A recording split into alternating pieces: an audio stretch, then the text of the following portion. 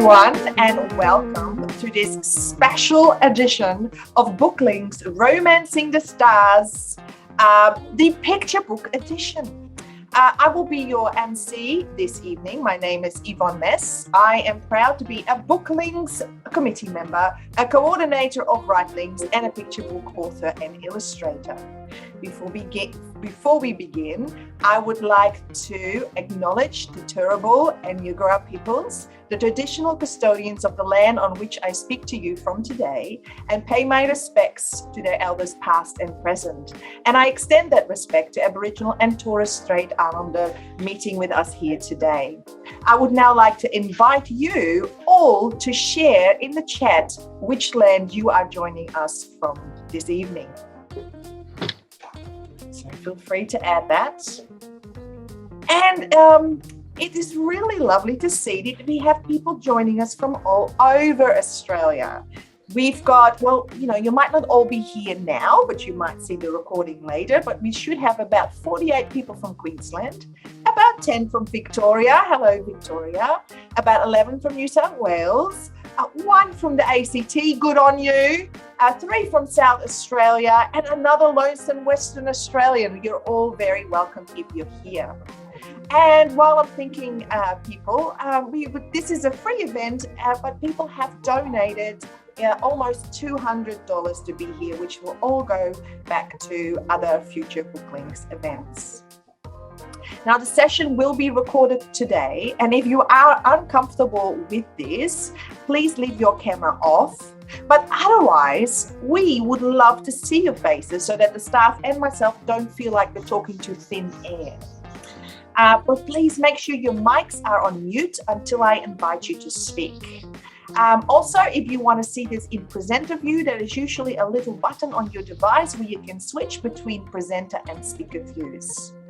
If you find you have some technical difficulties, you can contact Jenny via the Booklinks email, which is info@booklinks.org.au. Now, I hope that you brought your wine and your cheese so that you are ready to, or your non-alcoholic beverages to learn more about the stars tonight.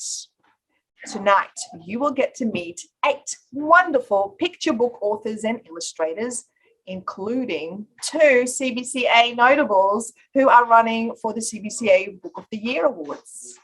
Yay! So how does it work? Well, we'll have 2 rounds of 4 book creators each. Each creator will have 5 minutes to talk about their book or books. And after each round, we'll have about 10 minutes or so to ask questions. If you have questions for any of our stars after that session, then you can either put it in the chat and I will invite you to speak, or you can raise your virtual hand as well. Some of the books that you will be hearing about today will be for sale via Riverbend Books, and you will receive a 10% discount. So order your books with Riverbend Books now. Did you want to share that link for us in the chat, please, Jenny? Okay. I think that makes it time to get started. Oh, she's going to share the link. We can see your screen, Jenny. Slideshow. Oh, hang on. Now you've made it a slideshow, and now I've lost my oh, there we are. That's better. I lost my piece of paper that I was speaking from. All right, so I will start with myself. Meet your host, Yvonne Mess. I guess I could talk about those books without looking at my notes. I just realized.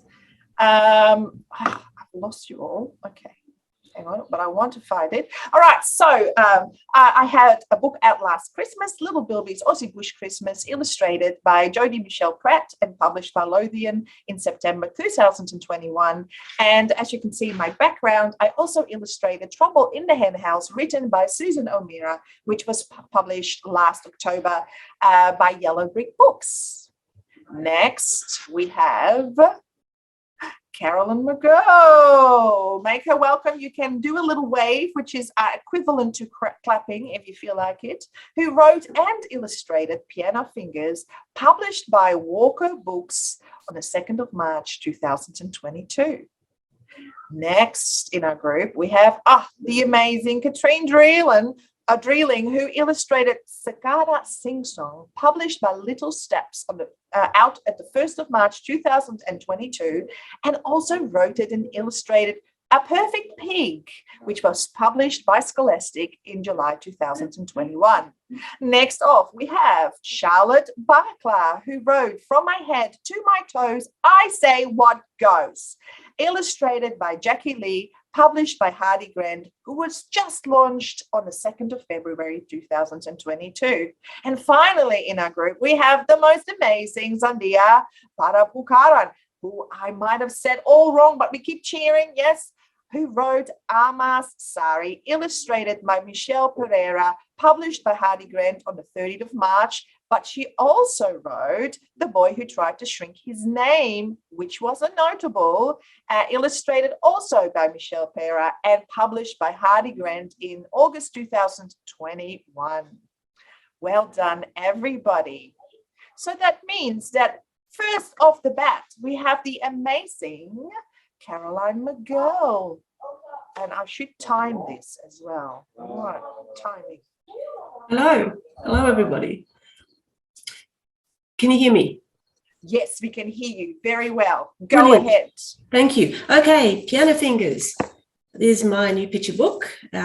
Walker Books Australia has published it. It's just come out, and it's coming out in the UK as well, and a French edition coming out with Editions de in Canada and France. So I'd like to tell you a little bit about how I came up with this book, a little bit about the background. So most parents would recognize the scenario when a child discovers a new enthusiasm. It's sort of heartbreaking and funny for me, and the way they throw themselves into the new thing that they want to be. I love that moment.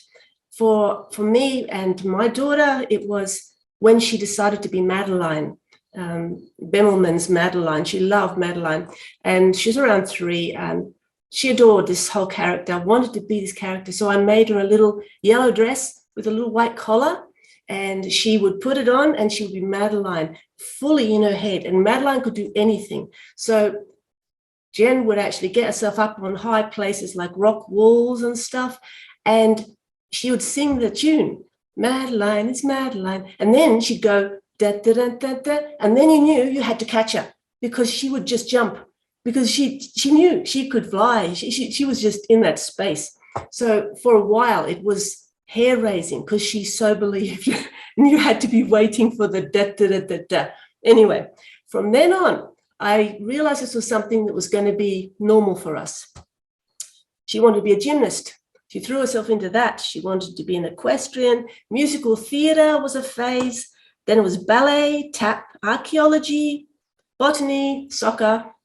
But, we just had to basically buy the equipment, show up, clap, do all the stuff. All of this stuff we did. But it was the piano that was the longest and most passionate thing that she ever was involved with. And so this was something that shaped our lives for years, about 7-8 years. It was very intense, and she loved it. So from that experience, the book Piano Fingers arose, and I conceived of it a bit like a play. Each character in the book, B, the little protagonist, Isla, the elder sister, and Maestro Gus, the cat that lives in the piano, each of these characters embody something in the story. So B is she's grouped by a desire to be a pianist, and she is fully believing, but without any skill, without any way of knowing how she's going to get there. So that's the big plunge. And it's Maestro Gus, who is the muse inside the piano, who is the little voice that says, yes, do it. He's the provocateur. Isla is the older sister, she embodies everything that B will have to learn in order to become a pianist. So Isla, I realized, is in fact all the piano teachers we ever had rolled into one. The patience and just that steadiness. I was very grateful for those people because they really made a big difference to our lives and to Jennifer's experience. And they were great role models. So that's who Isla is in the book. So in the story, Bea has this great moment of inspiration to be a pianist, and Maestro Gus eggs her on. And of course, she has a crash because once she realizes that she is not what she imagines in her head, she has to start to adjust. And it's Isla who picks her up and gets her moving toward actually becoming a pianist. So basically, it's the moments that when things begin, that's what this book for me, that's what I wanted to point out. The moments that little things start. And I saw them start with Jen. They were actually really important moments in her life. All the other stuff comes later, the slog and the work, but the moment when she actually got enthused and fell in love, that's what this book is about. So that's what it celebrates. So I would like to tell you a little bit about the Piano Fingers exhibition that's going to happen in London. So it's going to be launched in London, the book itself, at Chris Beatles in April. And there'll be all the art on show, which is wonderful. But in October, there will be the Wright Gallery in Toowoomba will actually host a lot of the art that I developed this book from. So all that will be on the walls, and it's a beautiful space. It's amazing, and I'm going to be there. I'm going to be speaking and doing demonstrations and making myself at home there, and everyone is welcome to come and I'm just going to basically do my thing right there. All right, you need a secretary, a book carrier. Yes, how can I would love make that. this happen? We're going to spend a lot of time together. We have to wrap it up. You've exceeded your 5 minutes. Have you got? I'm done. Okay, so that was fantastic. Now I'm sure you have some questions for Carolyn. Either you can put up your physical hand later, or you can put it in the chat, and I will find it, and you can ask it then. So that was fantastic. Give Carolyn an amazing clap. Very good. Thank you. And that brings us to our next person. I think that is Katrin. Katrin, would you like to unmute yourself? Have I done that? Yes. Yes, you are here. You're very welcome, and we can hear you. Hi, everyone. My name is Katrin Dreiling, which is a German name, so pardon my accent. I actually prepared a PowerPoint show because none of my books are actually here with me at the moment, because we had road closures last week due to the floods. One of my books hasn't even reached my door yet. Is anything happening? Yes, stuff is happening. Looking good, Katrin. I'm so glad. So that's me. And so on the left side, that is my my book, A Perfect Pig. I've written and illustrated that myself. On the right side is Cicada Singsong, which is the book I was just referring to. I haven't even held it in my arms yet because the mailman couldn't get through yet. I'm going to talk about Anton the Pig, A Perfect Pig first, just because that is my latest book. It's a colorful picture book, I'd say, about a well-meaning little piggy. It's a perfectionist little piggy, and he means well. He just wants to do everything right. In this case, he wants to organize the perfect surprise party for his friend Lola. But things go wrong, and I'm not going to tell how, but a lot of bad things are happening, and Anton feels stressed and overwhelmed, like it happens every now and then in life. But maybe, just maybe, his best friend Lola doesn't really need things to be that perfect and just appreciates Anton's efforts. So this story is actually the story and it hopes to show children that we don't always have to get the perfect results, because life can be tricky. And I think that's quite timely at the moment. I think so, at least. You know, a lot of things are not going like we planned them to be at the moment. And I'm sure children experience that as well. And they see us grown-ups struggle. And it might be a bit difficult for them to understand what is going on, or it surely is difficult for them. And so I hope my little story can help them a little bit. So here we see Anton with his bicycle on his way to buy groceries for the surprise party, and it's starting to rain and things are just getting very complicated. This is already at the end of the book when he slips with the cake in his hand and he falls into the cake and the party guests have arrived too early. The horror scenario, isn't it? And yeah, that happens actually a little bit before the cake is sold out. So he needs to make amends with a wedding cake. It's a bit hard to transport, I'm telling you that. So this is how he runs around, and the despair. But in the end, we have a happy ending, a nice little party, everyone's dancing. So how bad can it be? I just wanted to tell you that this book has been acquired in 3 Asian countries, surprisingly to me. And I just recently found out that there is a term, involution. So, and my book, I feel, touches upon this topic of involution, which is a social dynamic. Apparently in China happens quite a lot. It's a feeling of involuntary competition that makes people feel burned out pretty quickly. And that's basically what Anton is going through. And maybe that's why the book has been acquired, not just because I think last year or the year before it was the year of the pig. And but maybe also because a lot of people with this cultural background can relate to the self-induced stress. So yeah, these are the themes in Anton, feelings of stress, overwhelm, perfectionism, and how to find help. But it's not all bad. It's also about friendship. It's about cycling. It's about nature and going shopping. So yeah, the illustration process I wanted to tell you about a bit. I'm going to keep it short. I always mix both traditional and digital art. I start out with graphite sketching, and then I use a huge variety of pens and paints, however they fall into my hands.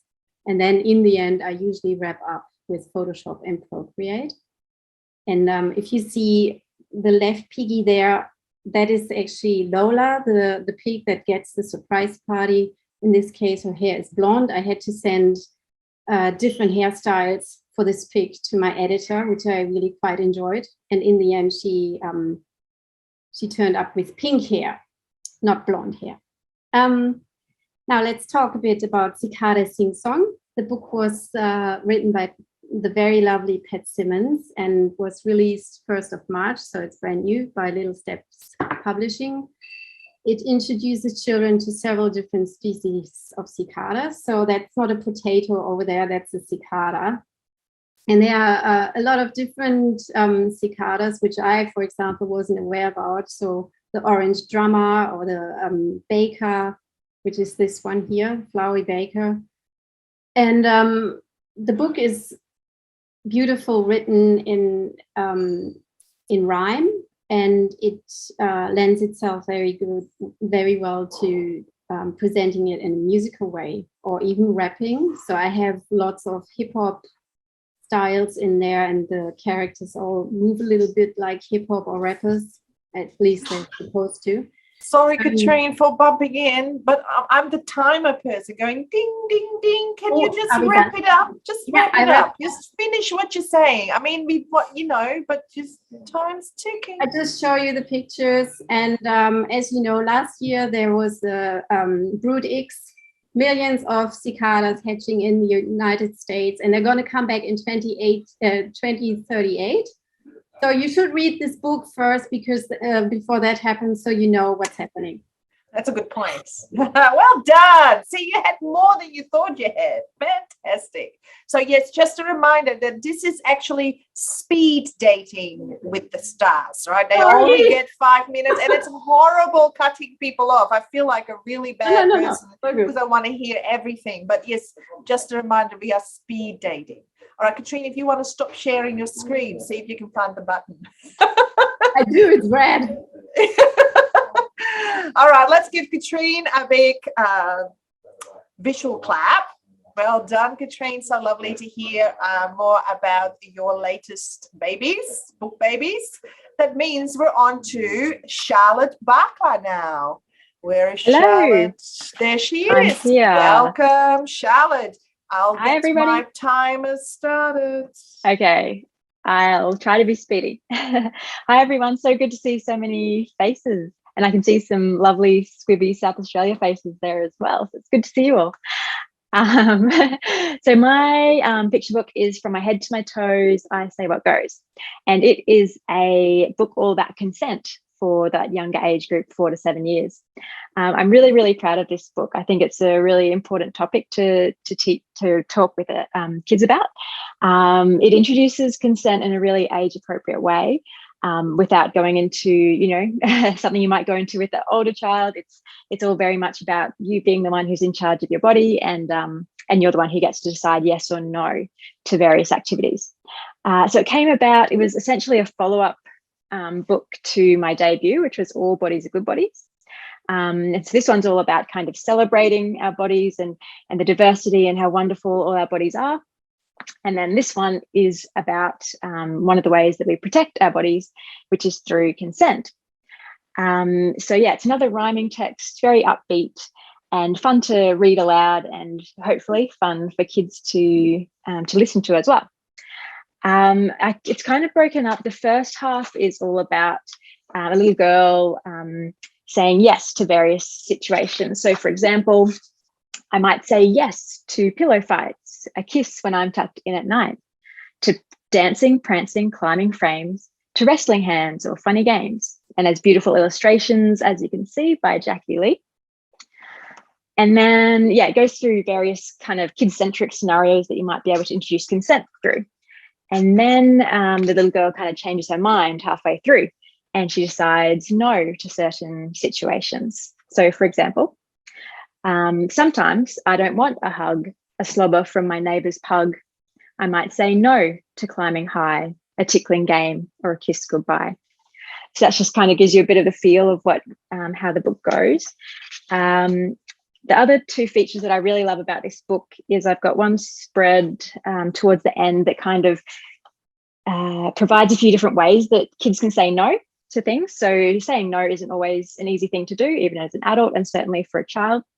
But it gives a couple of kind of more gentle responses, as well as more direct, I suppose, responses. So, for example, no thanks, nope, that's not for me, or then stop that now, that kind of thing. So just to provide that wording for the children. And my favorite bit, which I really love, is the end. And it kind of goes into how consent is not just about you saying no or yes, but the other person on the other end listening to that no or yes, which I think is probably half the issue, really. So at the end, my favorite bit is yes or no are ours to use. The choice is always ours to choose. And when someone says no to me, I'll say okay and let them be. Yeah, so I'm really proud of this book. I hope if you get a chance to see it, hope you enjoy reading it as well. Am I, did I make it, Yvonne? Oh, you could talk about your other book. You still have a minute and a half. It's okay, very precious this time. You want to use it. All right. Well, as well as picture books, I also write junior books as well, kind of early middle grade, which is the Edie's Experiment series, which is on this lovely banner behind me. And this one is kind of a fictional series. They both came out in 2020. And it centers around a science-loving girl called Edie and all her adventures in a new school. And so that was a lot of fun to write as well. And it draws upon my own background in science and engineering. But yeah, it's all about fun and friendship as well. So you don't have to just love science. that's probably all for me. All right, that's all right. We'll give you the next minute to another person. I think you only Sure. got like about a minute left. So let's give Charlotte a big visual clap. That's Thanks, everyone. awesome. Well done, Charlotte, and thank you for sharing.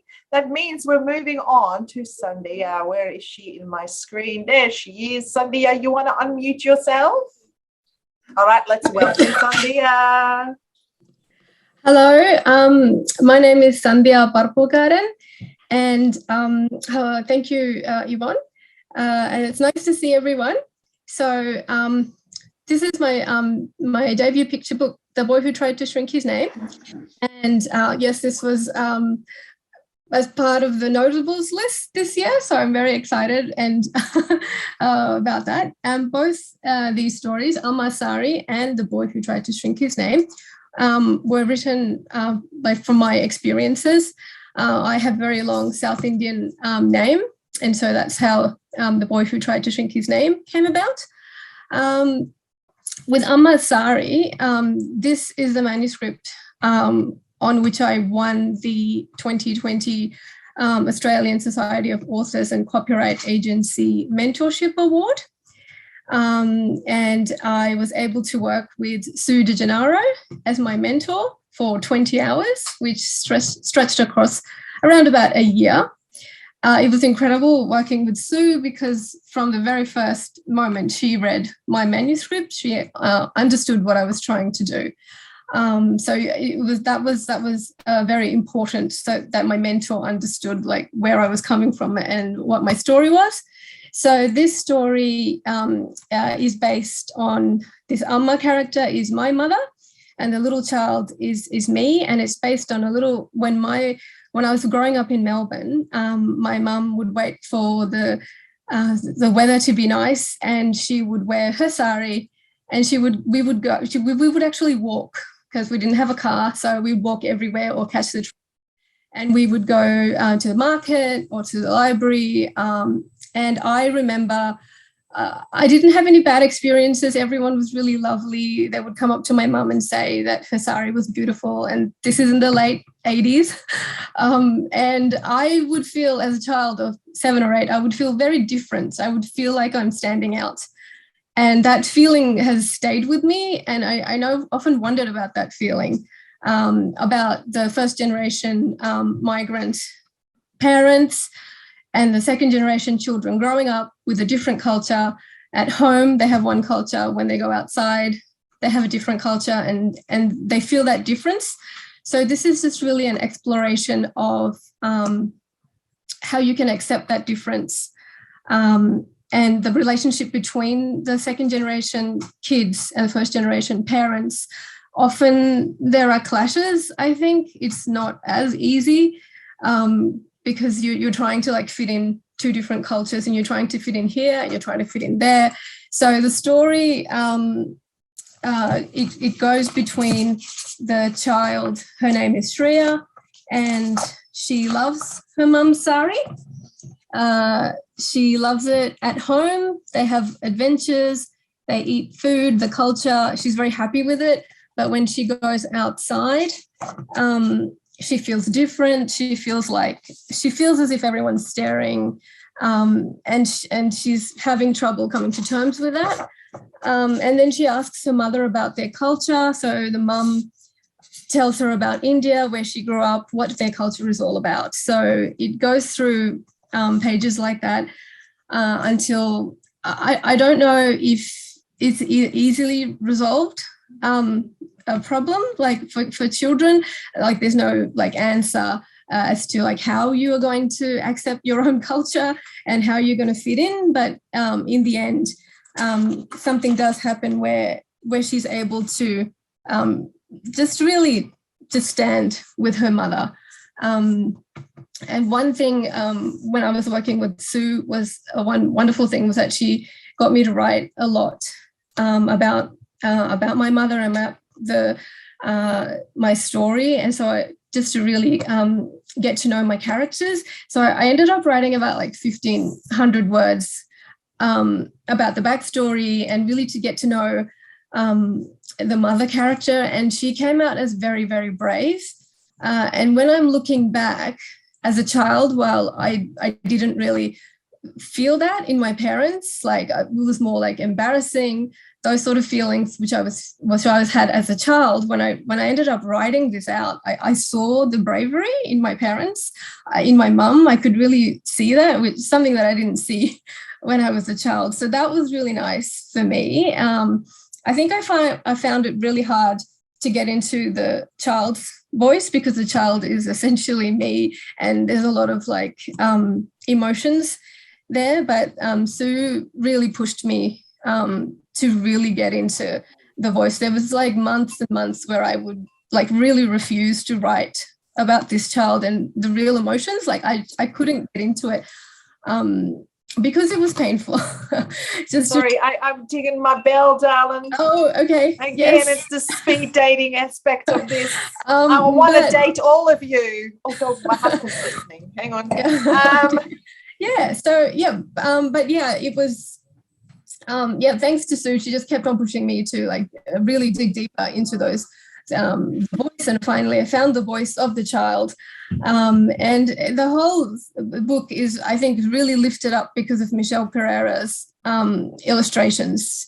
They're light, and they're just that beautiful pastel color, which really just makes it very colorful and cheerful, even though the message is all about the celebration of cultural heritage and acceptance of your difference and connection with family. Beautiful, Sandhya. You gave me goosebumps.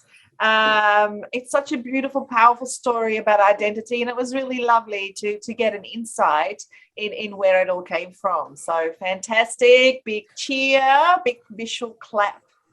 All right. So again, if you have questions for any of these ladies, either pop them in the chat or you can raise your hand later. So, this is it. We've already had 4. Oh, Jenny's nodding at me like we're already here. Okay. So I don't know exactly how I was going to do this. So we've got about 10 minutes. So maybe if you have a question for Carol and Magerl, maybe raise your actual hand. Otherwise, I have to go back 100 pages, and I was too busy listening to take notes on everybody, but I can scroll back. Can I just say, if you go to reactions and there's a raised hand there, that then makes you jump right to the front of the queue, and we don't have to scan through everything. So I will. So like I click raised hand, you can see my hand, and now I'll lower my hand. Okay. I can see all of these conversations going on here about Toowoomba. Do we have any raised hands? Okay, now I have to scroll back. I had questions about, is she still playing the piano, Carolyn? Maybe can you answer that one while I look for some more? Dimity, do you want to ask a question? Sorry. Yeah, we'll get to Dimity next. Yes, Carolyn? Is she still playing the piano? Yeah. So she's stuck with it? Well, we're stuck with it because she's not here, so it's here. So I look at it now, and it's sort of it's quiet, and it makes me sad. So. Oh, that's not nice. Are you playing it? Oh, you should hear me. It's terrible. All right. Okay, we'll go to Dimity. Do you want to ask your question? Very quick one. Caroline, love it. Just about to do justice to it, I hope. But I have a question about the wee cat, which features a lot in the artwork and on every spread as well, Maestro Gus. And the way I interpret him, and this is just subjectively me, you mentioned something about him being in the piano, and you can see how he lives in there as well, sort of thing. To me, that's sort of like a little bit of an inner voice. Was that your intent for Gus, and why so this character, if not? Yeah, definitely. And thanks for picking that up, because it's a little weird. What happened was there were 3 scratches on the fall board of the piano. It's an old piano, and we bought it secondhand. And so whenever she practiced the piano, for over years, it was almost as if there was a ghostly figure of a cat that somehow, well, more or less became a feature of our practice, because it was always there somehow. I used to imagine it, I had spent a lot of time sitting, watching, so I had to imagine stuff. The cat was a spirit in the piano. And that's how it happened. The 3 scratches, they're still on there. It arose from scratches on the piano. So, yes, he became a cheeky and an agent provocateur. That's what he was. That's what he was. Yeah. Fantastic. Great answer. Oh, I love this whole cat. I can just see it now. Oh, it's fantastic. All right. I think I've got a question here. If you've got a question for Katrin, maybe put up your hand. I just have Auntie Rhonda saying that she loves Katrin's artwork and wants to know if it's watercolor. So maybe, Katrin, can you talk a little bit about your style, about how you put your images together? Because you did a little bit, but is it watercolor? Oh, it's basically everything. She adds everything. Yeah, I usually start with watercolor and gouache, but then I sometimes incorporate paper collage, and I use a lot of ink as well. With me, it's really more like I need a specific color, and if I find this color in my ink collection, I'm going to use ink. But if I find a brighter green or, a darker gray in my watercolor collection, I use watercolor and make it work that way. It's a bit weird, I know. And then once I'm done with the traditional part, with the paint and paper and glue and everything, I usually scan everything and work over it in Photoshop or Procreate. So it looks more professional then. It's a real process, isn't it? And it seems like so much fun. It's like, oh, I'll just add a bit of this. I feel like this today. That's just beautiful. Yeah, it's I love it. It's and I never know what's going to happen, really. So that's a surprise. Surprise yourself. Yvonne, there was a question from Mark Gibbs for Katrin saying, how did Little Steps approach you to illustrate the book? So actually, Little Steps didn't approach me. It usually happens through the author. And Pat actually, we've done another book before. We've done a book about George, the dog, on the skateboard. And then she just asked me if I felt like doing another book with her. And then she organizes all the rest of it. It's a really author-oriented approach because the author has to do most of the organizing, picking, and not controlling, but I suppose she's editing as well, sort of. But because Pat is so supportive, I never had to change anything. So I don't know. Nice. Well done. Is there going to be a follow-up to, that's what Rory asks, is there going to be a sequel? Do you mean to Anton, Rory? Yes, Rory's nodding. Is there going to be another Anton? What's Mr. Perfectionist up to next? I would hope so. I mean, I do have a manuscript in my drawer, but it doesn't have. It all depends on those publishers, Rory. As you know. Yeah, but I can tell you so much. The sequel, if it's ever going to come to life, will take place at the swimming pool. Oh, you heard it here first, people. Anton could appear in the swimming pool. Let's all write letters to Scholastics. Unless the editor will change that again. You never know. Oh, it could be a mud pool because, pigs.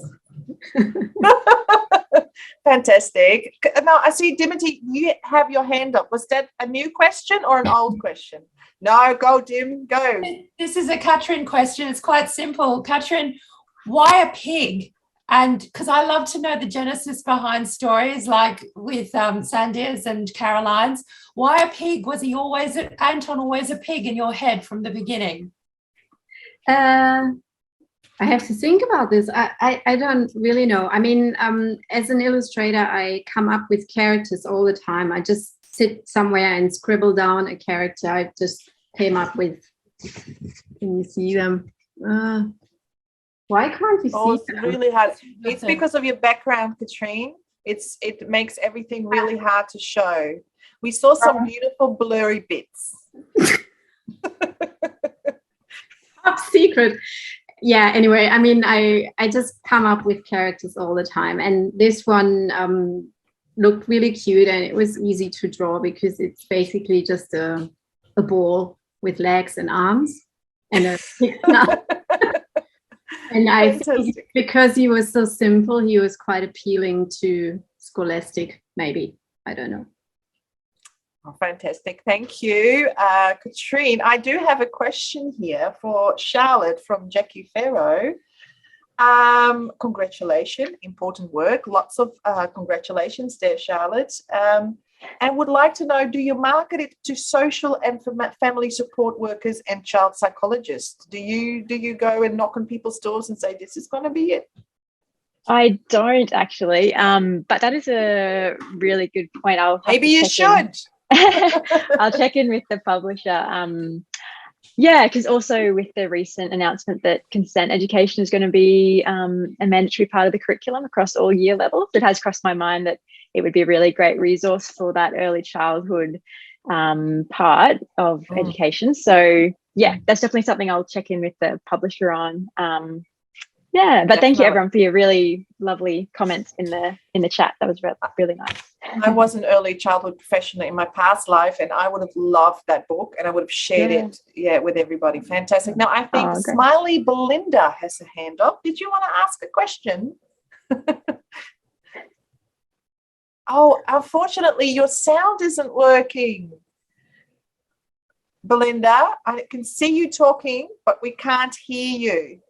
The question's in the comments too. Oh, Rory, if you can see it, can you ask? Because it will take me forever to ask. Yeah, it says, did you need to change Anton's name for the other editions?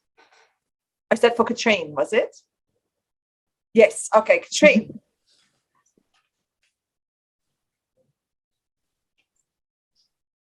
She's looking for that button, that elusive. There she is. Yep. It's just not working. I pressed the button and it's not working. Sorry, I didn't understand the question. Did I change the name, or will I change the name? I think it is, will you change the name? Of Anton? Rory? Of Anton. No. No. Anton is Anton. We're not messing with his name. All right. No. That was a strong no. Belinda, thanks for the question. I did have another question for Charlotte as well. What is your background in science? Yeah, so I actually started off as an engineer, and then after about 5 years, I retrained and worked as a science and maths teacher. And then I started, writing kids' books as a hobby, and went from there. And I do still have a bit of a, I do still teach, but I also write science articles as well. That sounds a bit like Andrew King. He was an engineer, then he wrote books, then he was a teacher. Oh, really? Okay. Talented people. Always watch those engineers. That's what I say. Sorry, that's because I married one. Okay, I do have a question. Lots of congratulations to Sandhya, as well as the question is, when is your launch, Sandhya? You might as well tell us. Sorry, what is? When is your launch? Where is your launch? Oh, how can we get you there? The launch is on Saturday, April the 2nd, 10:30 a.m. at Where the Wild Things Are bookshop in West End. Yes. And come dressed in a? And come dressed in a sari. All right. Please. Does anybody have a question for Sandhya as well, apart from the beautiful congratulations? Belinda, have you still got your hand up from the last question? No, it's all right. It's okay. Just checking. Don't worry.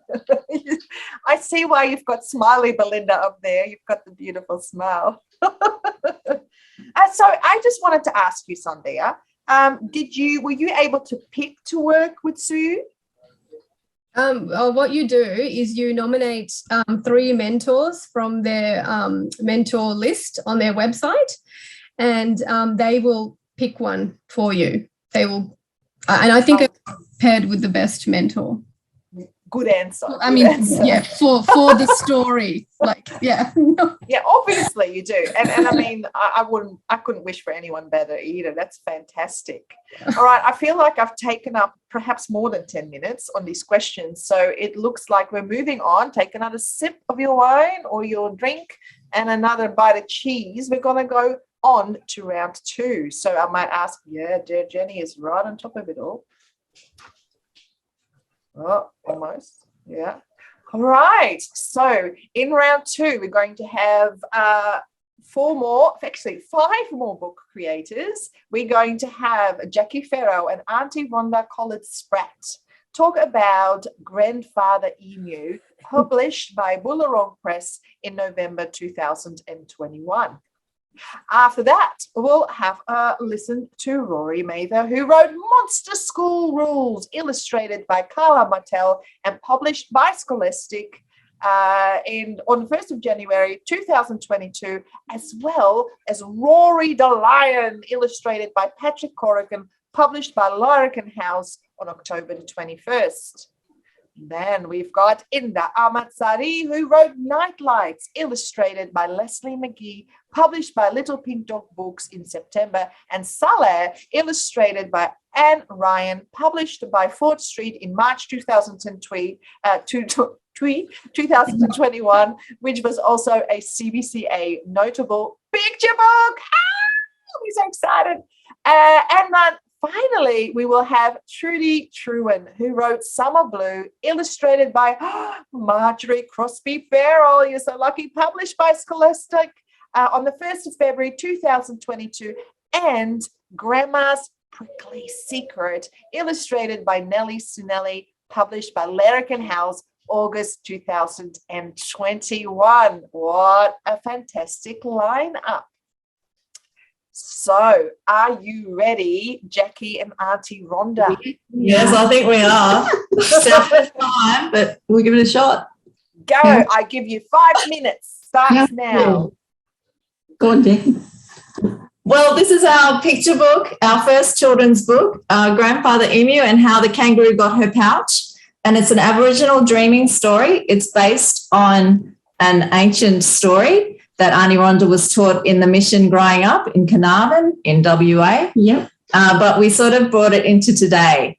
So Auntie Rhonda is here as Yonga Kumba. Yeah, I'm dressed up as one of the characters, and we're reintroducing my language because growing up as a stolen generation person, we weren't allowed to speak it. We were punished severely and had our mouths scrubbed out. So I'm reintroducing our language, and I learned from the other children in the mission. So for me, it's very important we must revive the true voice of this land through storytelling. And I was thinking as a child, I used to tell stories in the dirt with a stick and the red earth. Now I'm writing it this way. And Auntie Rhonda painted all of the beautiful illustrations which bring to life the animals of Australia and the bush from where she grew up around the Gascoyne area of WA. So the beautiful red earth and the beautiful bright blue water and the wildflowers. And Grandfather Emu or Grandfather Waich, we're speaking Noongar. If you know the language Noongar in WA, it's the language of Perth and the wider area. And there's a few words throughout. Mostly the characters' names are in Noongar. So Grandfather Waich means emu, and Yonga means kangaroo. So this is Yonga Kumba who tells the story by the fire. Yes, and I am Noongar and I am Yamaji. That's my connections to my country. And by doing this book, it was to bring hope and to instill in all Australians and our Indigenous children that, we all belong here, and to build that strength in them to know that they are resilient and that they can learn their language and learn knowledge from elders and from storybooks, and to go into libraries, because we were scared before to go into these places. Even now, because of my past and my experience, I still struggle to go to a library. So working with Jackie has been an amazing journey. We work in the true spirit of reconciliation with acceptance And I want to honour Jackie for journeying with me on the storytelling to bring it to the whole world, because it's an ancient story that it belongs to all of us here tonight and all of Australia, and it carries wise teachings to be kind and helpful and to accept people for who they are and to see their heart and their spirit and to not to judge us by how we look. So this is very important, this book, and we started another book as well. So this is the book 1 in the Spirit of the Dreaming series, and that's our website, spiritofthedreaming.com. And we've nearly finished book 2, Bobtail's Friend, From the Desert to the Sea, which is in the Mcgee languages that Auntie Rhonda knows. And we follow Bobtail down the Murchison River to the sea, and his friend is the dolphin. So we go from desert country to saltwater country, and we have languages, desert language and saltwater language. And the beautiful artwork, wait till you see it. And the other thing I'd like to mention is that Auntie Rhonda's artwork from Grandfather Emu has just been accepted by the Australian Libraries and Information Association. And there will be 100,000 bookmarks and 100,000 stickers using her artwork and web pages and posters in every library in Australia. So Thank you. Have a look at this incredible artwork. And I also wanted to say that working with Auntie Rhonda is my privilege and honour. And I've just been lucky enough to meet this beautiful soul who's amazing with the traumas she's been through, to come out as this incredible artist, storyteller and performer. And we are now touring schools and kindies and festivals and just having a ball. So why wouldn't you do it? So we'll keep doing it. And in our book, because I'm a singer-songwriter, and in our culture, we dance and sing. So each book has a song that Jackie and I have created. And the first one is called, Jackie? Take the Time to Help. And the next one is called Words Can Hurt or Heal. So the next book is on racism. Yeah. Because Bobtail is bullied, he has a blue tongue, and everyone else in the bush's tongue is pink. Oh, wow. And that brings me exactly to my timer. Well done. A book narrated by Auntie Rhonda, available at spiritofthedreaming.com. It's a USB you plug into your car or your laptop. So fantastic.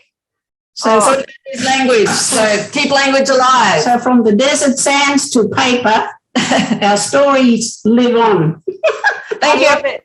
I'm going to go and get a copy for me and one for my kids' library. So I'm looking forward to that. Thanks for having us. Thank you, sir. All right. Well, there might be some questions. So if you have questions for Auntie Rhonda and Jackie, please put them in the chat, or make sure you raise your hand later. Let's give them another big thank you and a visual clap, because next we're moving on to the one, the only Rory Martha.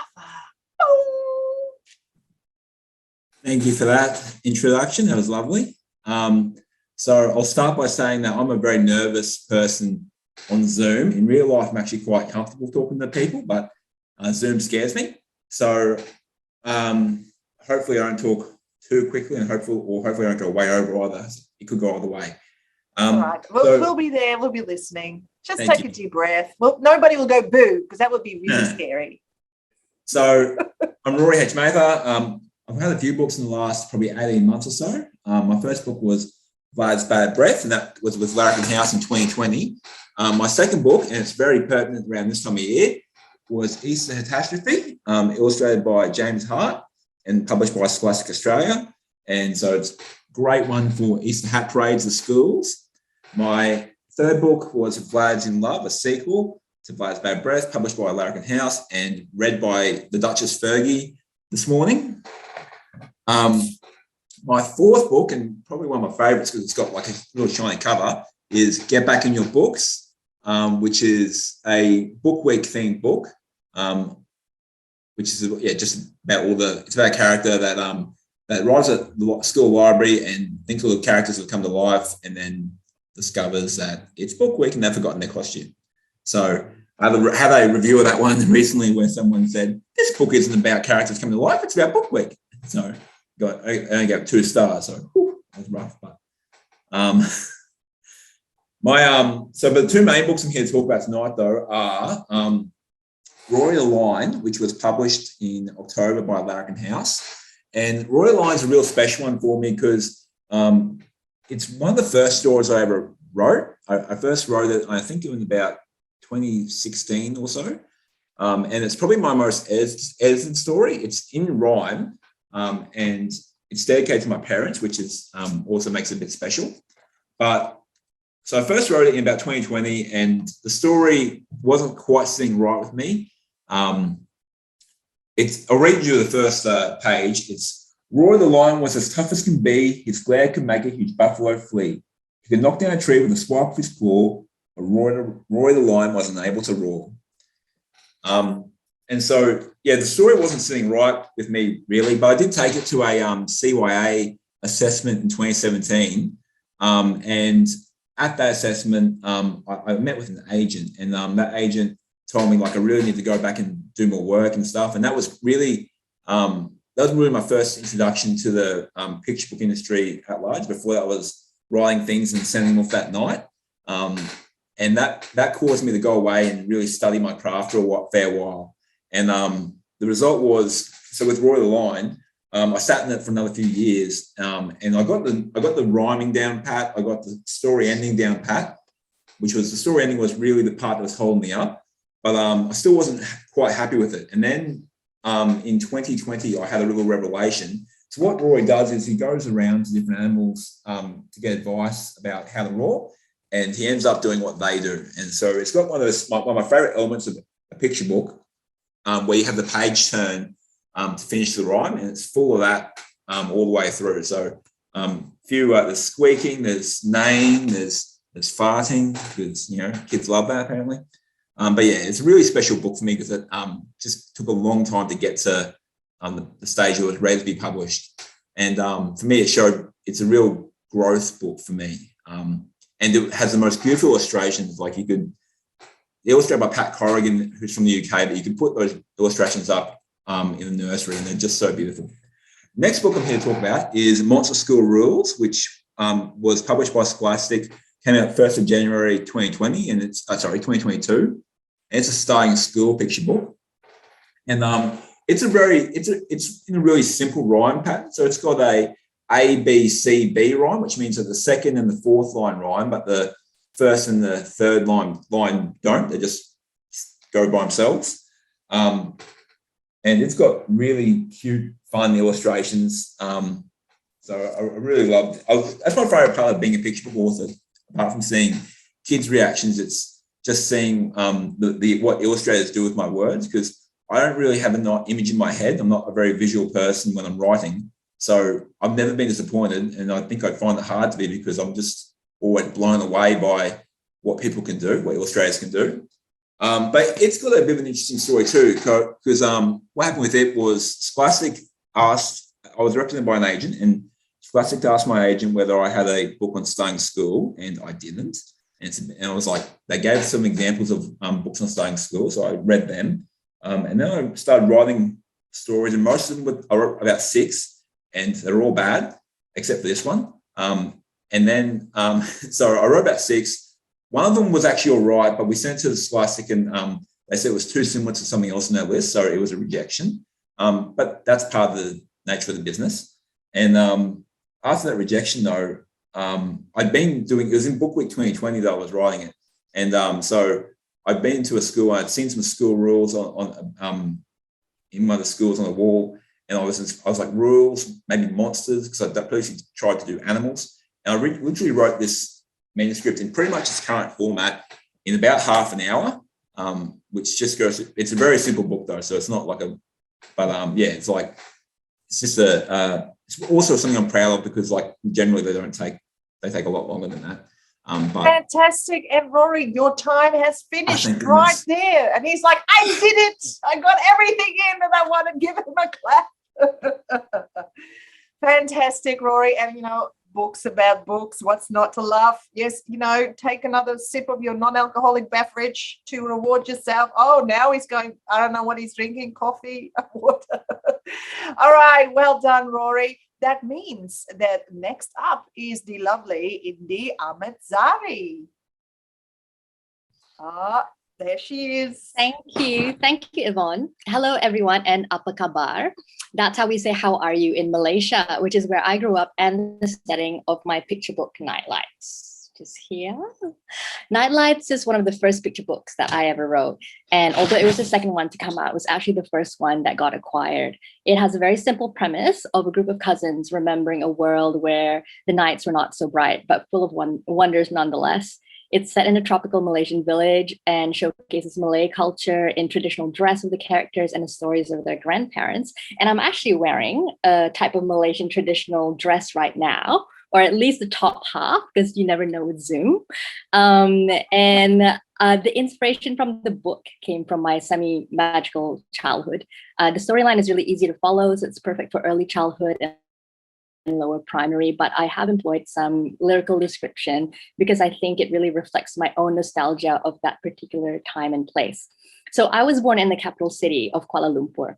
But as my parents and uncles and aunties were juggling work in the city, they would sometimes just deposit the lot of us, my brother, my cousins, and me, with my grandparents, my Tok Bah and Tok Mak, in the village. And my Tok Bah, I'll show you a picture of him. There he is, my grandfather. Now, he's this silent, heroic figure in our family. He was the kindest person ever, never said a bad word about anybody. And he used to keep these songbirds that would, and he'd like enthrall us by imitating their songs just with cupped hands and blowing into it and making these kind of like funny whistling kind of noises. But one day he realized that it wasn't right to keep songbirds in cages, and then he set them all free. And that just showed the kind of soul that he had. And instead, he tended to his orchids and bougainvilleas in his garden, which also feature in the book. And my grandmother, Tok Mak, and there she is there. She's the unsung hero of our family. So if I could make half the cookies, cakes, and clothes that she could, it would be all over Instagram. But she just kind of plods along. And we say in Malay that she had light bones because she was always working, sweeping, chasing after us, and she kept as active as possible, even after becoming hemiplegic from a stroke. And I'm not sure if I realized how special my childhood was until I saw it through the eyes of another child. And that child was my own daughter. So during a holiday back to Malaysia, while my daughter was little, I decided I wanted to write stories that would give her a token of our homeland, our language, our food, our culture. And I initially planned to write it in Malay. Back in Brisbane, I attended a workshop on picture books by Elisa Darlison, who suggested I actually write it in English because non-Malaysians might be interested as well. So I did, and I retained very minimal, few simple Malay words. And by the way, our language, or bahasa, is very similar to Indonesian, which I know is taught in Australian schools. So I'd say Elisa knew a thing or two. I entered the manuscript once I wrote it into the Greenleaf Buds competition, and I got some encouraging feedback as a long-listed entry. I decided to learn more about writing for children, and I went to the Sunshine Writers Retreat, which was also run by Elisa in 2017, and that really kind of set me on the path of becoming a children's author and illustrator. I got a further manuscript assessment from Michelle Worthington, who was also at the retreat, and began submitting to publishers. I got 2 offers from partner publishers, but as tempting as it was, I held out a little bit longer for that traditional contract. A year later, during another holiday in Malaysia, I was in this little island when I decided to check Facebook and saw the announcement that Little Pink Dog Books, whom I love, were open for one day and one day only. So my husband and I sat down and went through all the manuscripts in my Dropbox folder and decided to submit Nightlights from Malaysia, where we were on holiday. A few months later, I got an email from Peter and Kathy Creamer of Little Pink Dog Books, not only offering me my first contract, but also sharing that they had lived in Malaysia a little while ago. And so the story was special to them as well. And I just think it's really wonderful how stories always end up in their rightful home. They then made the best decision for this book, which was to have Leslie Mcgee on board as illustrator. So Leslie works in such vivid detail, and she really brings out like the vibrancy of the story and was very particular on the cultural aspect as well. So I loaned her a bunch of family pictures, some of which you saw earlier. And I never expected her to reproduce them in such a magical way. So if you remember that picture of my Tok Bah earlier, this is how she painted him in the book. There he is. is exactly the spitting image. And there are his bougainvilleas. And here are some of his orchids. And that's my Amma. And you can see that she's really put in a lot of flora and fauna of the tropics, which I think is honestly one of the best things about being in Malaysia. It's absolutely just gorgeous. And we're also now really good friends, which is my favorite part about working on this book. I said that I wanted to write this book for my daughter. You really only have 2 seconds left. Oh, can I finish up? Yeah, of course you can. Yeah. Sorry. Okay, so that's not the whole truth. I wanted to write a book that everyone would enjoy. And I wanted Malaysians to have a little piece of home. And I wanted non-Malaysians to have a taste of those sweltering days and nights full of wonder. I wanted people to either fall in love with something that they've known all their lives or to be curious about something they've never experienced. And I wanted kids to see themselves in a book or to realize that there are others just like them in different countries in the world. So thank you. That's it for me. Beautiful, Linda. I love that story so much. Thank you. Well done. Okay, and remember, if you've got questions for the lovely Inda, put it in the chat. And I'm pointing that way because that's where my other screen is. I just realized that looked silly. We're on to our very final guest, our final star today. Let's welcome her, the fabulous Trudy Toowoomba. Hey, everybody. There she is. Can you hear me? Yep. Yes, we can. Thank you very much for joining us for Romancing the Stars, and thank you, Jenny and Yvonne, for putting it all together for us. That's awesome. I have 2 picture books to talk about tonight. I've never had 2 books come out just 6 months apart, so this is probably the most authoriest I've ever felt. The first one I'm going to talk about is Grandma's Prickly Secret, which was released in August last year. It's a story of a young boy finding creative uses for his grandmother's chin hairs and trying to convince her not to pluck them out. He comes up with uses like attaching them to things that she misplaces, like her glasses and keys, to using them as dog leads for walking her dogs, fishing line, and also a lasso for catching crooks. So it's really a story about creativity and thinking outside the box. To be honest, as a manuscript, it got some very ordinary responses. A friend, an author, editor friend, read it one time and she said she didn't know whether it was hilarious or dreadful. My agent just said, no way, nobody is ever going to publish a book about chin hairs. I wanted to persevere though, because firstly, kids have such a great sense of the ridiculous. And secondly, in my mind, I could imagine some fantastic pictures, some good illustrations. So when I had a sort of call from Larrikin House for humorous picture books that were a little bit out there, I figured it was worth a try. And so the unpublishable became published. And not just published, my dreadful story even got read to an international audience. It was another one that was read by the Duchess of York on her YouTube channel. So that was quite a buzz. Grandma's Prickly Secret came to me in rhyme. I love rhyme in picture book. It's great for allowing kids to jump in and preempt words, and also crazy uses for chin hairs. And I found kids love to come up with their own crazy uses for chin hairs. It was suggested to me that you could carry more shopping bags on your chin hairs. You could swing Tarzan-like through the jungle. I kind of wish I'd thought of that one because that would have made a fantastic illustration. Speaking of illustrations, Nellie Sinelli was the illustrator. She's done a wonderful job. They're in lovely neutral tones with gorgeous expressive faces. I'm just going to share my favourite one, if I can. I hope this works. I've been practicing. So there you go. That's my favourite one. That's when she's using her chin hairs to walk her dogs, Flip and Flop. I think Flip looks like quite a character. Then there's another one which I love, which shows it's where Grandma is using her chin hairs to catch crooks, and she's got such a lovely badass expression on her face there. So is the boy successful in getting his grandma to pluck her chin hairs? No, he's not, because let's face it, chin hairs are dreadful, and there's no way I was going to write a story where chin hairs win. So Grandma ends up getting her grandson's help to pluck them out, because is it not the biggest slap in the face from Mother Nature that chin hairs start appearing about the same time as our eyesight starts failing? That's mean. That's it for Grandma's Prickly Secret. I can't think of a good segue from chin hairs to extreme heat and unrelenting rain, so I'll just get straight into talking about Summer Blue, which was released last month. I'm feeling a bit guilty talking about a book that celebrates ongoing rain, with all the flooding being experienced in southeast Queensland and northern New South Wales, so I hope I don't trigger anybody. Sorry. A bit of history about the book.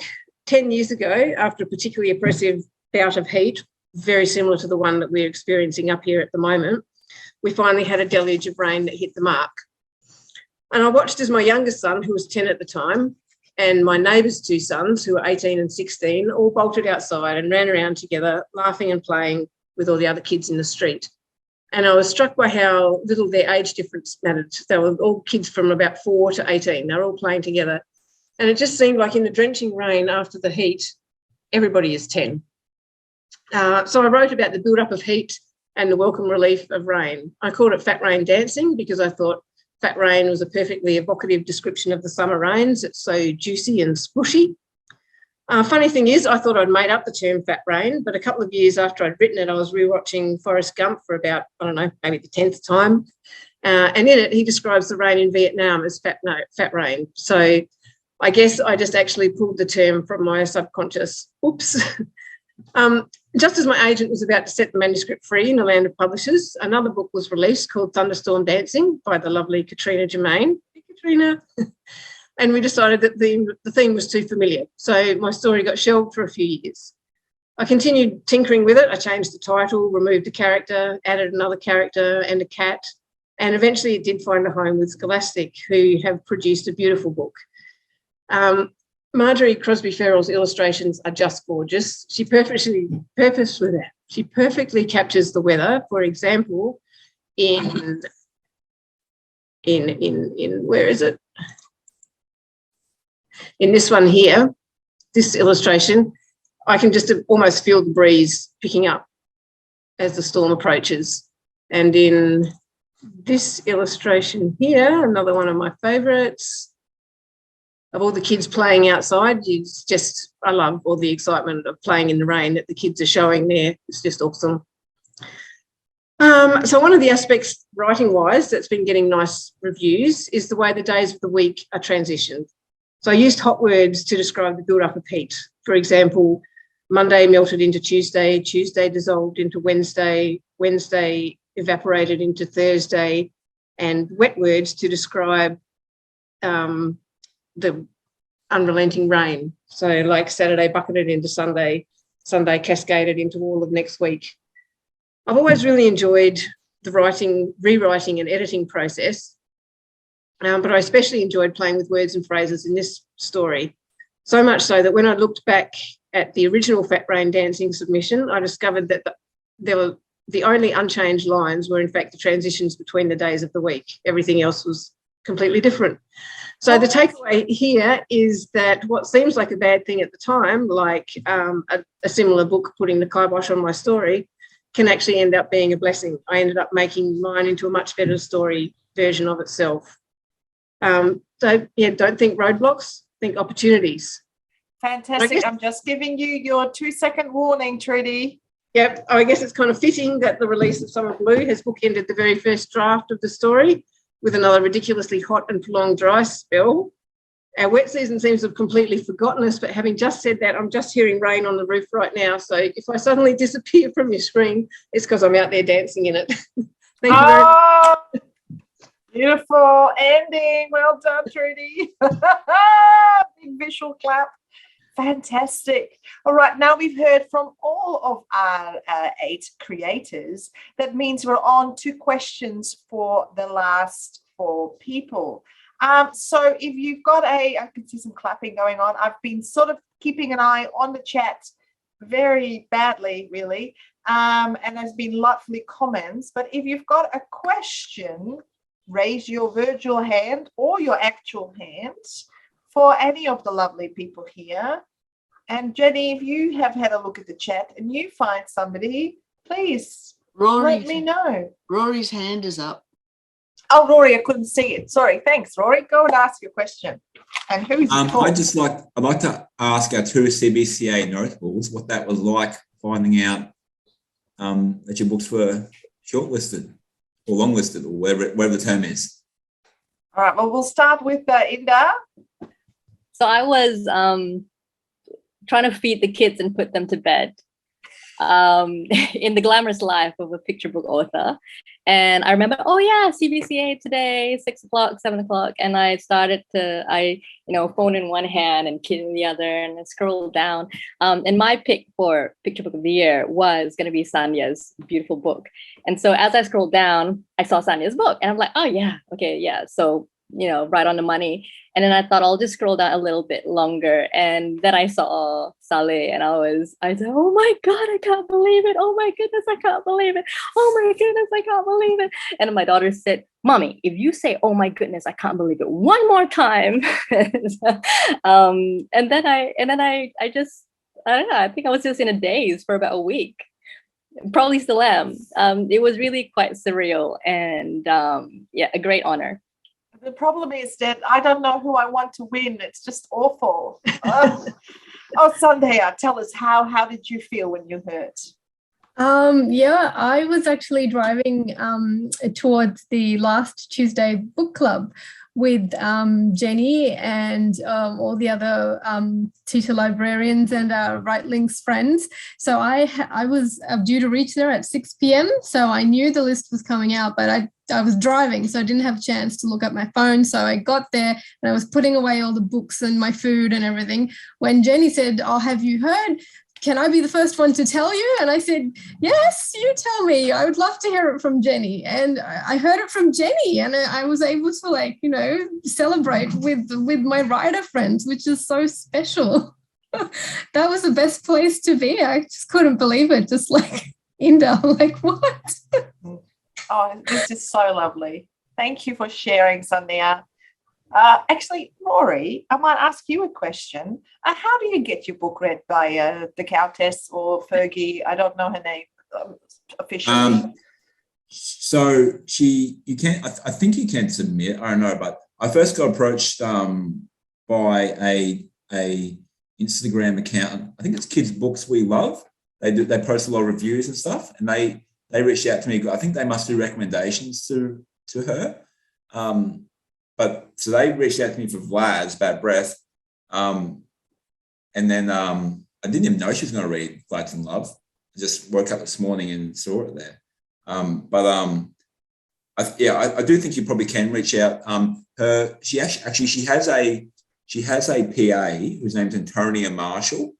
Everybody write it down. And Antonia, basically you have to you send an email saying, I give the Duchess Fergie permission to read my book, and then I shall pay her £2,000.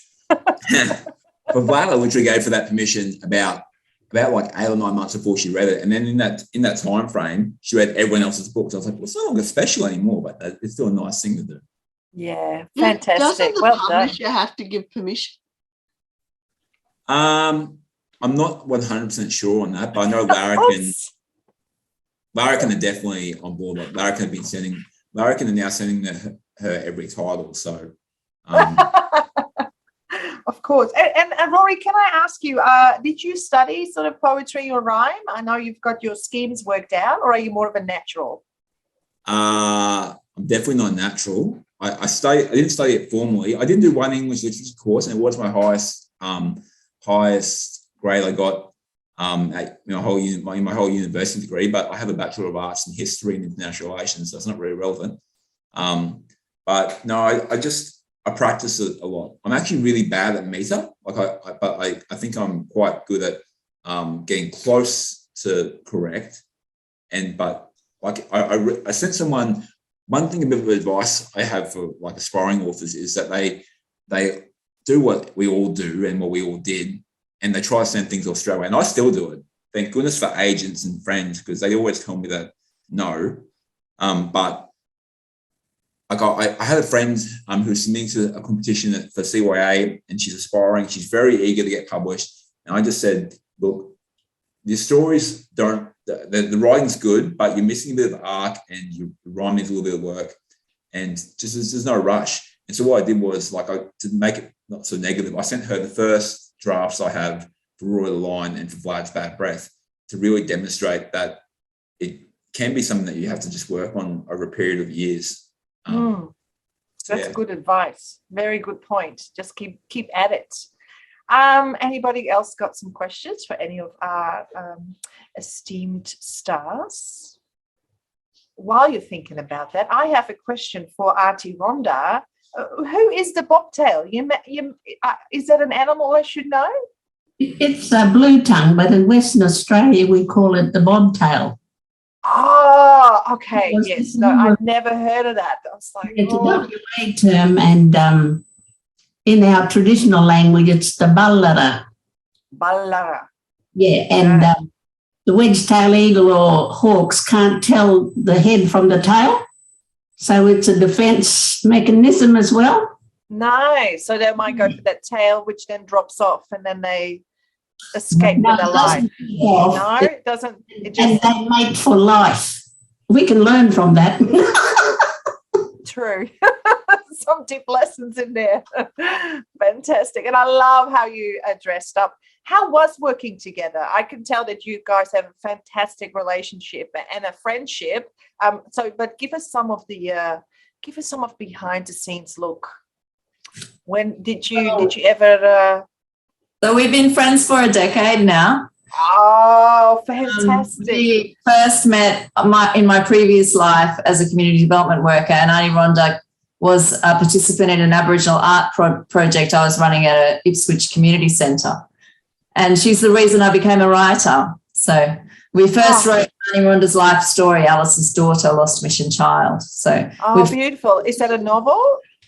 Pardon? Yeah, that's a novel. Yeah. So that was published by Aboriginal Studies Press in 2017. And so we travelled the country with that, and we basically hang out a lot. So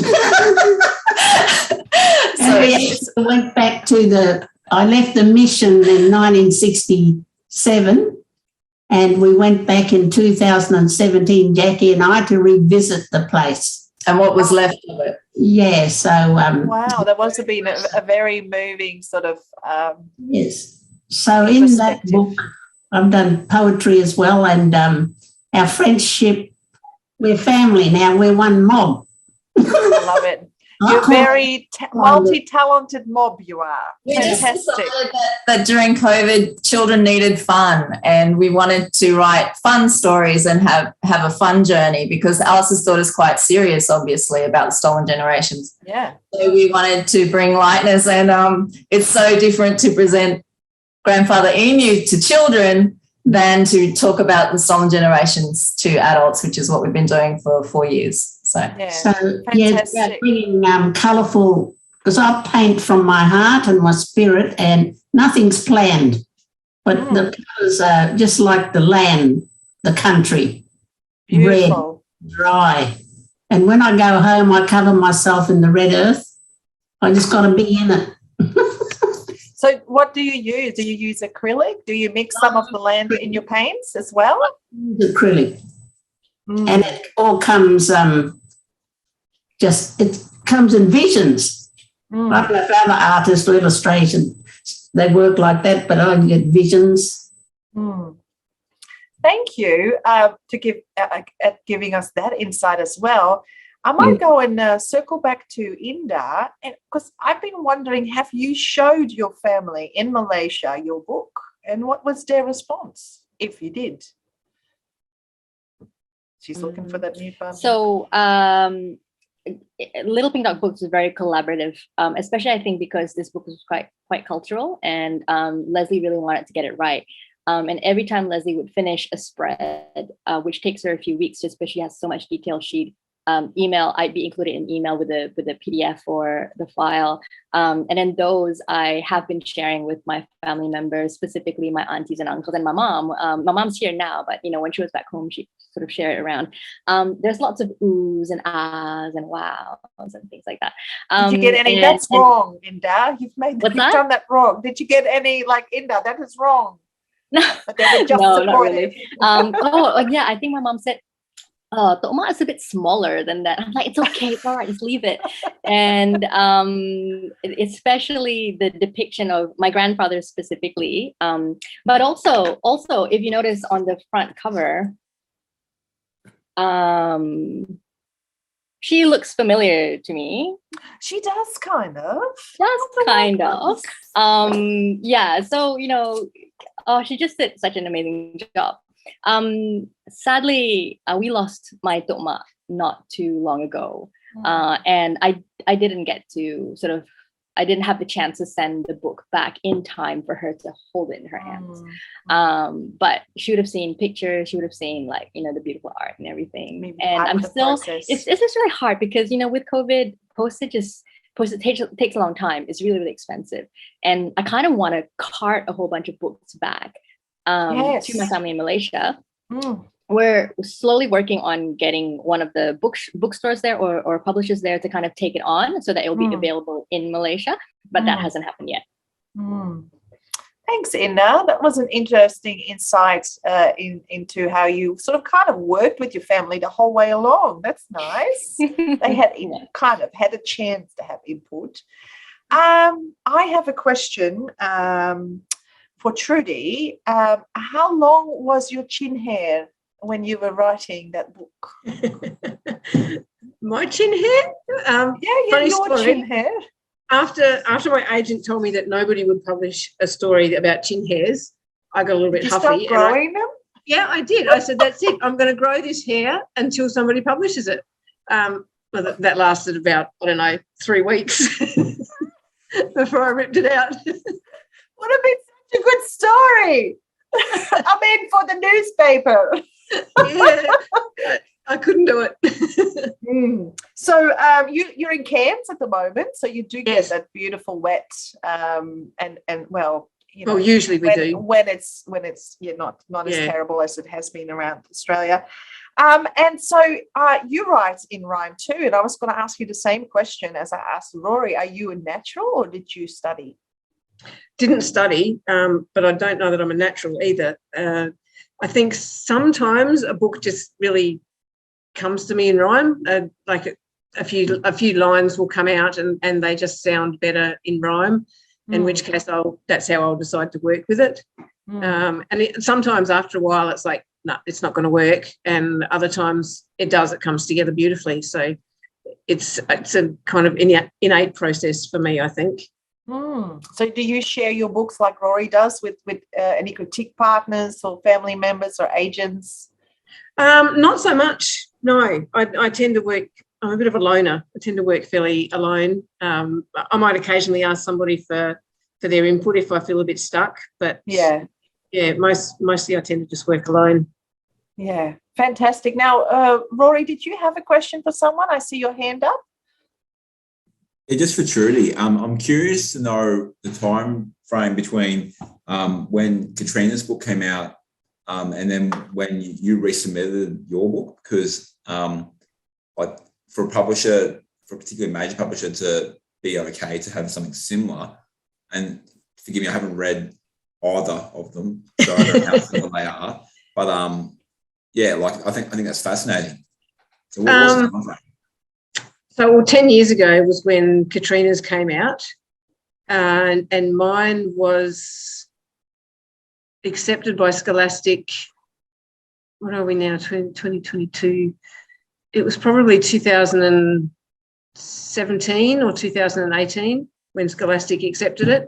So what's that? Yeah, it would have been probably 6 years after Katrina's came out. Around about 5, 6, 7 years. Okay, all right. That's right. You're in for a long game, aren't you? You never know what happens in the publishing world. Unfortunately, I got the nod from our head honcho, Jenny Stubbs, that we're nearing the end of our time. Oh, look at that. And she's just put up our upcoming events. So before you leave, some of our upcoming events are Romancing the Stars, the novels coming up on the Thursday, the 24th of March. Also a Zoom one. So if you enjoyed this, tell all your friends, or just come along yourself. And then we have a special Rightlings meeting. It will be our birthday, but I always forget, is it the 9th birthday, I think? Perhaps. Yes, it's our birthday at Rightlings, and we've got some amazing authors and illustrators from Kidlit 411 in the USA to come and talk to us about how to find an agent and their experiences. In addition to that, I also would like to mention that on the 22nd to the 23rd of October, we will have our very own Booklinks Story Arts Brisbane conference with speakers and editors of many. I'm not going to read them all out, but go and check our website for more information. And I just wanted to let you know that the short story competition for Storylings is open, which is coordinated by Mia McCrossan. There's a $250 prize up for grabs. And so check out, we have an extended date, and I see a lot of writers here. So check that out as well, because you might really like that. Now I would like to thank the Booklinks Committee. Hang on, I did something technically wrong. Our Booklinks Committee for all their hard work, but as always, I really must thank our amazing President, Jenny Stubbs. Now, did you know, Jenny, this is our 10th year running Romancing the Stars? I'm not sure. Well, I had down written last year the 9th, so that must make this year the 10th. Well, it's quite likely, yeah. Quite likely. We've been there running you a go. long time. Hooray. We've been running this for 10 years, and not just in Brisbane and not just at Zoom, but also on the Gold Coast and the Sunshine Coast, and who knows, maybe in the future in Toowoomba as well. And it is Jenny who loses sleep over every little detail, who sorts out any last-minute dramas and makes sure that everything is organised to a T. We are so lucky to have her within our literary community. And a big thank you to Jenny. Then I'd like to say thank you to all of you stars for coming here, overcoming your nerves, and all just looking absolutely fabulous. There was nothing to worry about. Thank you to Riverbend Books for putting our books up for sale and giving you that 10% discount. Thank you, everybody here, for coming along and supporting our local talent. And I hope you have a good night's sleep, a wonderful evening. I hope in the coming weeks you stay dry, you stay safe, and we hope to see you again at our next event. And thank you, Yvonne. Thank you, Yvonne. I come up with the concept, but I could not do what you do. Thank you. Thank you. Make a good team. All right, everybody. Oh, thanks for the love.